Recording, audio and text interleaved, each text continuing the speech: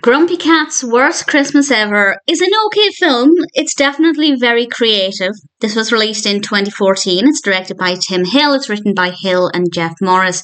And we have a cast including, of course, Grumpy Cat. We also have Megan Charpentier and Aubrey Plaza as the voice of Grumpy Cat. And honestly, it's fine. The biggest issue I have with it is not a huge issue, but it's quite dimly lit. A lot of it takes place in a mall at night, and I will talk about why that is in a moment. And that means that for a large part of the film, it's very dimly lit, and it's just not the most interesting to look at. So I'm not saying I would have enjoyed it more if everything was brightly lit, but it just irritated me because it was much more dim than it needed to be. And I do like Christmas films to be bright and sparkly, so that part of it didn't work for me, but the rest of it was fine. It's about a girl who discovers Grumpy Cat, and I won't go into too much detail about how we get there, but she and the cat are stuck in the mall because there are some people in there trying to steal some other things, and they talk with the security guard and they try and save the day. And it works well enough. It's definitely the kind of narrative one would expect from a film that's aimed more at children. There are plenty of films about children trying to save the day when there are criminals at large, and they work well in general. And I feel like this definitely, for the most part, is aimed more at children rather than being a family film.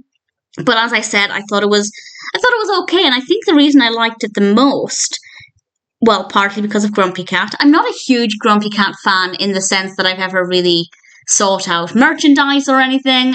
I've seen a couple of clips of Grumpy Cat, but not too many. But I love cats in general, so obviously that part really appealed to me.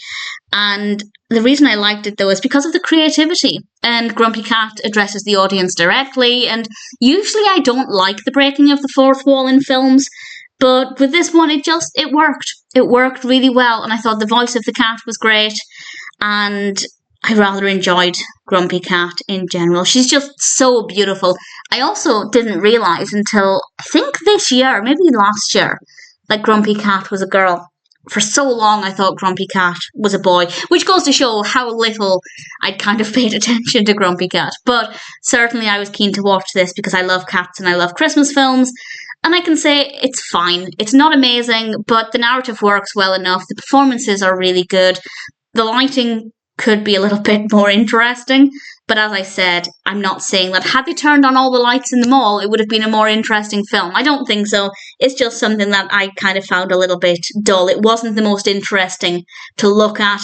And yeah, we had like Christmas lights and things, but they weren't that fascinating. So definitely an okay film. If you've been curious, if you've been wondering what it's like, I'd say go for it. It's not bad. I wouldn't watch it again. But honestly, Grumpy Cat's Worst Christmas Ever was not too bad. It was a fairly pleasant experience for a one-time watch, and the narrative worked well enough. Performances were good, characters were well enough written, and the Grumpy Cat herself was absolutely gorgeous.